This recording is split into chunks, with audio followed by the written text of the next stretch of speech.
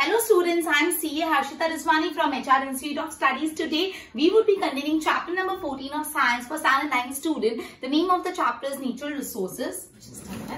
Okay, so हमने last session में water pollution के इफेक्ट्स पढ़े थे. वाटर पॉल्यूशन का क्या इफेक्ट होता है, ठीक है. ओके, अब अपन आगे पढ़ते हैं about mineral riches in soil. मतलब इन शॉर्ट अपना जो टॉपिक ऑफ स्टडी है वो है अबाउट सॉइल. हम सॉइल के बारे में पढ़ने वाले और सॉइल में कौन कौन से मिनरल्स होते हैं और वो मिनरल्स हमको कैसे मिलते हैं, कैसे यूजफुल होते हैं वो पढ़ेंगे, ठीक है. ओके, तो हमको ये पता है कि सॉइल बहुत इंपॉर्टेंट नेचुरल रिसोर्स है, डन, हमको ये बात पता है. लेकिन सॉइल होता कहाँ है, सॉइल बनता कैसे है, राइट. सो ये अपन ने पढ़ा था uppermost crust, the uppermost layer of the earth is known as crust. जो अर्थ का सबसे अपरमोस्ट लेयर है उसको हम लोग क्या बोलते हैं, क्रस्ट बोलते हैं, right. The outermost layer, sorry, जो अर्थ का सबसे आउटरमोस्ट लेयर है हम उसको क्रस्ट बोलते हैं. And the minerals found in this layer supply a variety of nutrients to life form.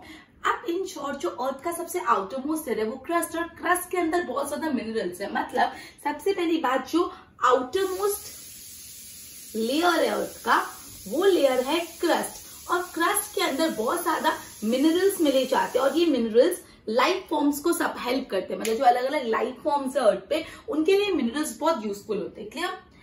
But these minerals will not be available to organism if the minerals are found in huge rock. अब ये जो uppermost layer है crust, crust में minerals है. ये जो minerals है अगर बड़े बड़े रॉक्स के फॉर्म में होंगे तो ये मिनरल हमको यूजफुल नहीं. ये रॉक्स को हमको कन्वर्ट करना पड़ता है सॉइल में जिससे ये मिनरल्स हमको मिल पाए. मतलब ये जो मिनरल्स है क्रस्ट में, लेकिन ये रॉक्स फॉर्म में, ये रॉक्स को हमको ब्रेक डाउन करना पड़ता है सॉइल में, ठीक है. Over long period of time, thousands and millions of years, rocks at or near the surface of the earth are broken down by various physical, chemical and biological process. मतलब इतने साल लगते हैं बड़े बड़े रॉक्स को ब्रेक डाउन करने में और उसे सॉइल बनाने में. मतलब अलग अलग फिजिकल, बायोलॉजिकल और केमिकल प्रोसेस यूज किए जाते हैं रॉक्स को ब्रेक डाउन करके उसमें से सॉइल बनाने में, राइट. ओके, तो बेसिकली रॉक्स जो होता है, रॉक से सॉइल बनती है एंड इसमें मिलियंस ऑफ इयर्स लगते हैं, आई मीन बहुत टाइम लगता है. और रॉक्स को ब्रेक डाउन करके सॉइल बनाने के लिए फिजिकल, केमिकल और बायोलॉजिकल प्रोसेसेस यूज होते हैं, clear. Okay, the end product of this breaking down is a fine particle of soil. मतलब जब हमने रॉक्स को ब्रेक डाउन किया तो उसका एंड प्रोडक्ट क्या मिला अपन को, soil. Fine particles of soil, soil की छोटे छोटे अच्छे पार्टिकल्स. मतलब जब रॉक को ब्रेक डाउन करते हैं तो उसका फाइनल प्रोडक्ट होता है fine particles of soil, clear.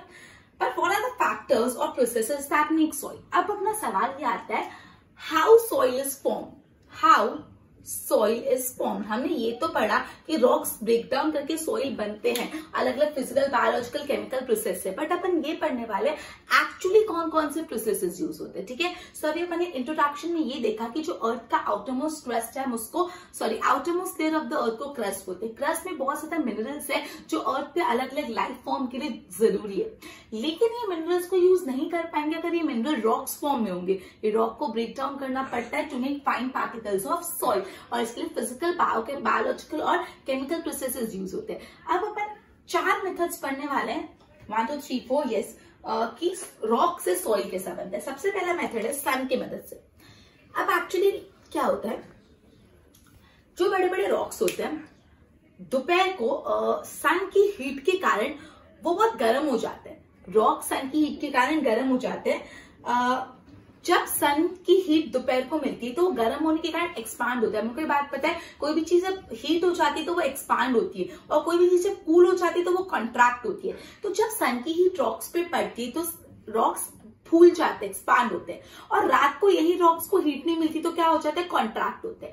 अब ये जो एक्सपांशन और जो कॉन्ट्रैक्शन हर जगह इक्वल नहीं होता. मतलब रॉक्स के हर पार्ट में इक्वल एक्सपांशन और इक्वल कॉन्ट्रैक्शन नहीं होता. तो थोड़ा अनइवन एक्सपांशन कॉन्ट्रैक्शन होता है जिसकी वजह से रॉक्स में क्रैक्स बन जाते हैं. जिसकी वजह से क्या बन जाता है, रॉक्स में क्रैक्स बन जाते हैं.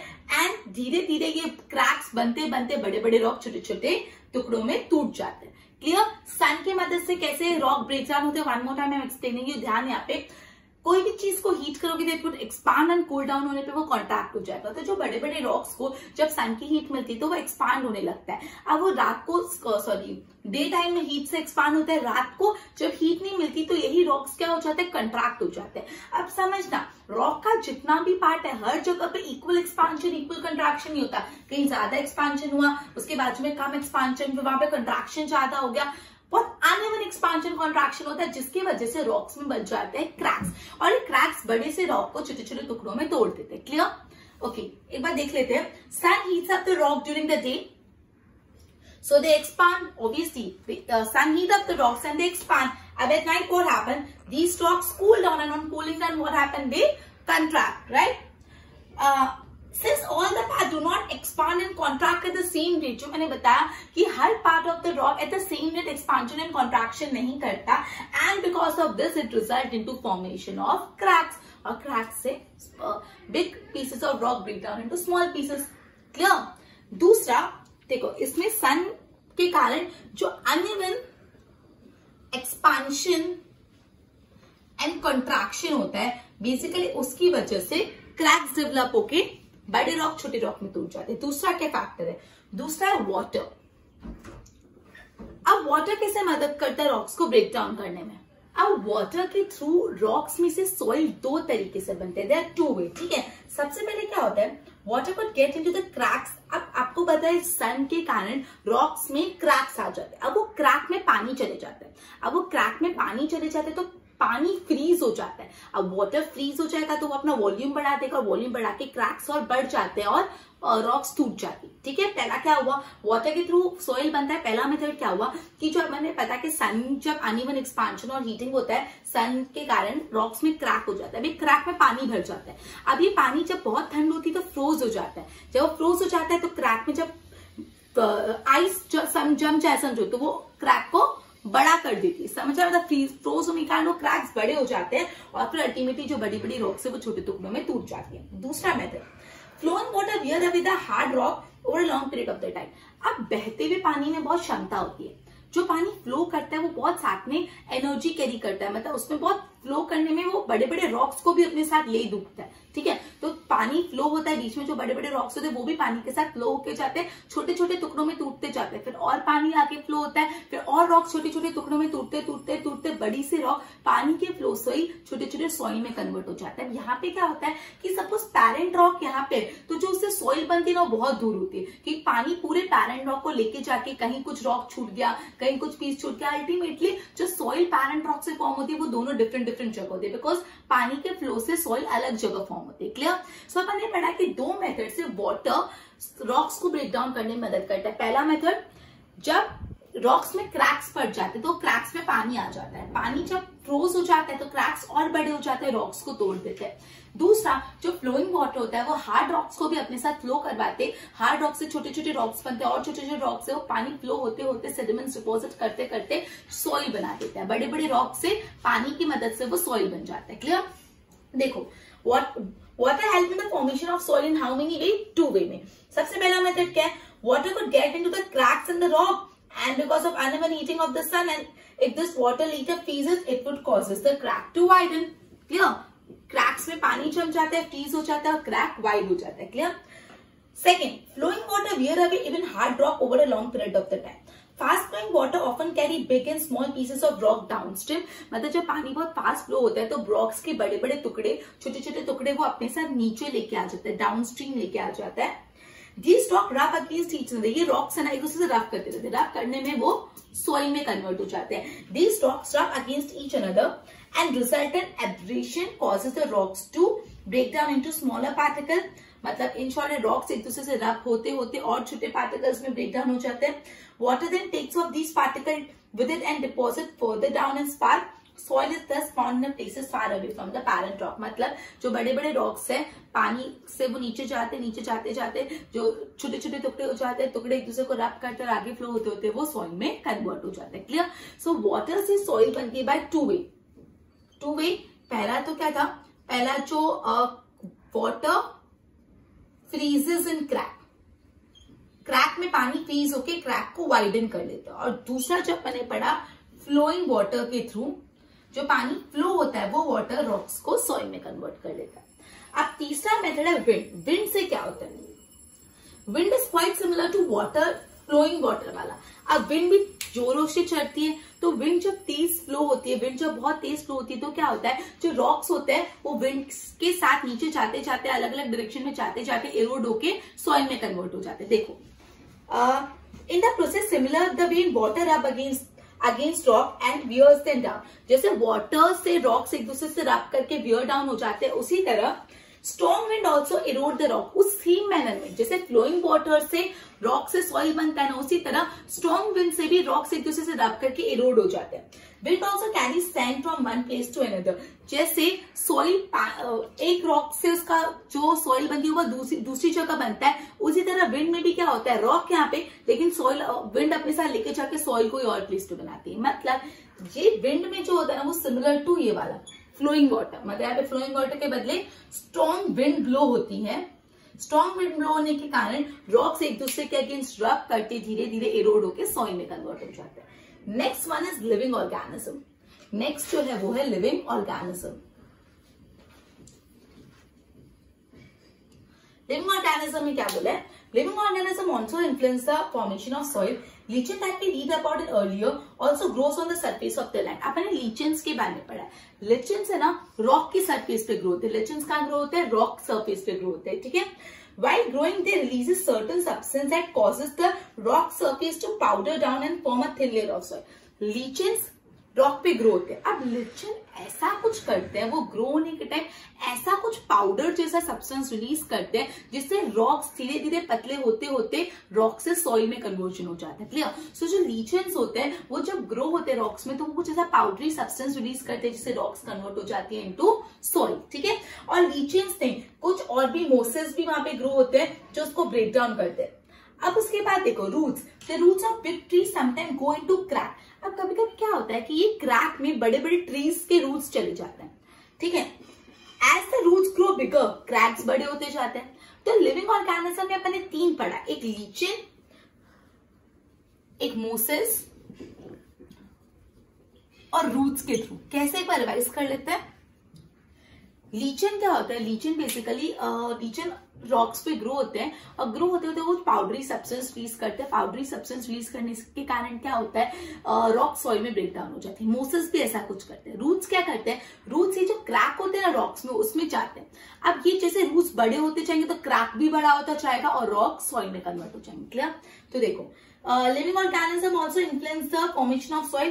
Lichen that you read about earlier, while growing they release certain substance that causes the rock surface to powder down. मतलब एक्चुअली यहाँ पे क्या बोले, लीचन कुछ ऐसा ग्रो करते हैं, लीचन ग्रो होने के टाइम कुछ ऐसा रिलीज करते हैं कि जो रॉक है ना वो पाउडर फॉर्म में कन्वर्ट हो जाता है और सॉइल में कन्वर्ट हो जाता है। उसके बाद roots of big tree sometime go into the crack of roots and roots get bigger and the crack became bigger, ठीक है। तो ये अपने पूरा सॉइल के बारे में कैसा क्या होता है वो पढ़ा। कौन कौन से? एक तो सन के थ्रू, वाटर के थ्रू, विंड के थ्रू और लिविंग ऑर्गेनिज्म के थ्रू, ठीक है। इन सब से सॉइल फॉर्म होती है। तो ये बहुत इंपॉर्टेंट आंसर है, हाउ सॉइल इज फॉर्म, ठीक है। आगे बढ़ते हैं। ओके, अब जो सॉइल ना उसमें बहुत सारे पार्टिकल्स होते हैं। Soil is a mixture of various particle, ठीक है। सॉइल में कुछ डिकेड लिविंग ऑर्गेनिज्म भी होते हैं जिसको हम ह्यूमस बोलते हैं। मतलब बोला है कि सॉइल के अंदर ह्यूमस होता है, ह्यूमस भी होता है। ह्यूमस क्या होता है? Dead and decaying living organism. जो लिविंग ऑर्गेनिज्म, जो डेड प्लांट और एनिमल्स है, जो डेड प्लांट्स और एनिमल सड़ के क्या बना देते हैं? ह्यूमस बना देते हैं। जो living organism dead decaying plant और एनिमल है, जो dead and decaying living organism जब सॉइल में मिक्स हो जाते हैं तो उसको बोलते हैं ह्यूमस, ठीक है। Okay, the type of this, okay. उसके बाद और क्या होता है? कुछ माइक्रो ऑर्गेनिजम्स भी होते हैं। मतलब सॉइल में सॉइल पार्टिकल्स तो होते हैं लेकिन ह्यूमस भी होता है, माइक्रो ऑर्गेनिजम्स भी होते हैं। The type of soil is decided by the average size of particle. अब आपकी सॉइल किस टाइप की है? टाइप ऑफ सॉइल वो कैसे डिसाइड होगा? टाइप ऑफ सॉइल डिसाइड होगा एवरेज साइज ऑफ पार्टिकल से, कि आपके सॉइल के पार्टिकल्स के एवरेज साइज क्या है। कुछ सॉइल पार्टिकल्स बड़े हैं, कुछ छोटे, लेकिन एवरेज कितना है उससे डिसाइड होगा कि आपकी टाइप ऑफ सॉइल क्या है। टाइप ऑफ सॉइल किससे डिसाइड होगी? एवरेज साइज ऑफ पार्टिकल्स, ठीक है। ओके, और क्वालिटी ऑफ सॉइल किससे डिसाइड होगा? Quality of soil, quality of soil decide होता है कि ह्यूमस और माइक्रो ऑर्गेनिजम्स कितने हैं। ये डिपेंड करता है कि कितना ह्यूमस एंड माइक्रो ऑर्गेनिज्म, मतलब ऐसा बोला है कि आपका सॉइल का टाइप क्या है वो अपन को पता चलेगा कि आपके सॉइल की पार्टिकल्स की साइज कितनी है उससे, और आपके क्वालिटी ऑफ सॉइल पता चलेगा कि आपके सॉइल में कितना ह्यूमस और कितना माइक्रो ऑर्गेनिजम्स है उससे। क्लियर? ओके, ह्यूमस बहुत important factor in deciding soil structure. ये जो ह्यूमस है बहुत इंपॉर्टेंट है सॉइल का स्ट्रक्चर डिसाइड करने के लिए। क्यों? बिकॉज ह्यूमस से सॉइल पोरस हो जाती है। जब सॉइल पोरस हो जाती है तो सॉइल में इजिली वाटर और एयर पेनेट्रेट कर पाती है, घुस पाती है। ठीक है, ओके, तो यहाँ पे बोला है टू डीप अंडरग्राउंड। ओके, तो ये बहुत इंपॉर्टेंट है कि ये मैं भी जो आपको बता रही, ह्यूमस बहुत इंपॉर्टेंट फैक्टर है जो डिसाइड करता है सॉइल का structure. Humus is a very important factor जो डिसाइड करता है सॉइल का स्ट्रक्चर कैसा होगा। क्यों? बिकॉज ह्यूमस से सॉइल हो जाती है पोरस, और जब सॉइल हो जाती है पोरस तो उसमें एयर और वाटर इजिली पेनेट्रेट, पोरस मतलब होल्स हो जाना, तो इजिली एयर और वाटर पेनेट्रेट कर पाती है। इसलिए ह्यूमस बहुत इंपॉर्टेंट है सॉइल स्ट्रक्चर डिपेंड करने के लिए। The mineral nutrient that are found in a particular soil depends upon the rock it is formed. अब कोई पर्टिकुलर सॉइल में कितने मिनरल्स है वो किस पे डिपेंड करता है? किस रॉक में से वो पड़ा है। अगर उस रॉक में मिनरल्स होंगे तो सॉइल में भी मिनरल्स होंगे। तो बोला है कि मिनरल न्यूट्रिएंट्स कितने हैं कोई सॉइल में, मिनरल न्यूट्रिएंट्स सॉइल में कितने हैं वो किस पे डिपेंड करता है? Rocks from which it is form. जिस रॉक से वो बनी हुई उस सॉइल में मिनरल और न्यूट्रिएंट्स होंगे तो सॉइल में भी मिनरल्स और न्यूट्रिएंट्स होंगे। ओके, अब टॉप सॉइल किसको बोलते हैं? Top soil is the layer of the soil that contain humus. एक बार मैं इस पार्ट को रब कर लेती हूँ। अब मैं आपको टॉप सॉइल किसको बोलते हैं वो बताती हूँ।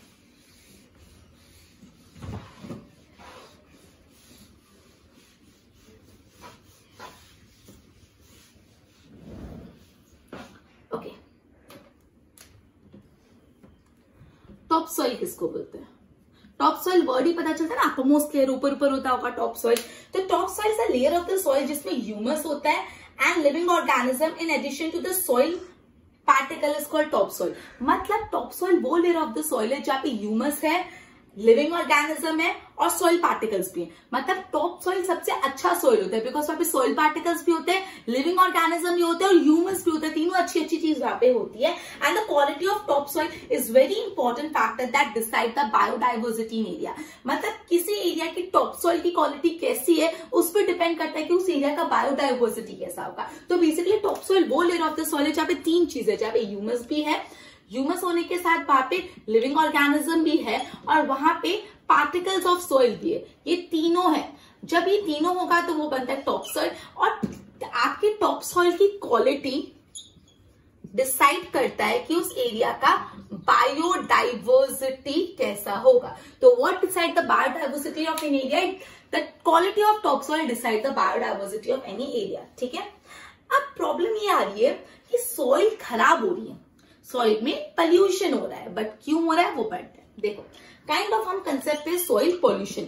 आपको क्लियरली ऐसा लिखा नहीं है बट ये पूरा पैराग्राफ सॉइल पॉल्यूशन पे बेस है, तो चाहो तो आप ब्रैकेट करके लिख सकते हो।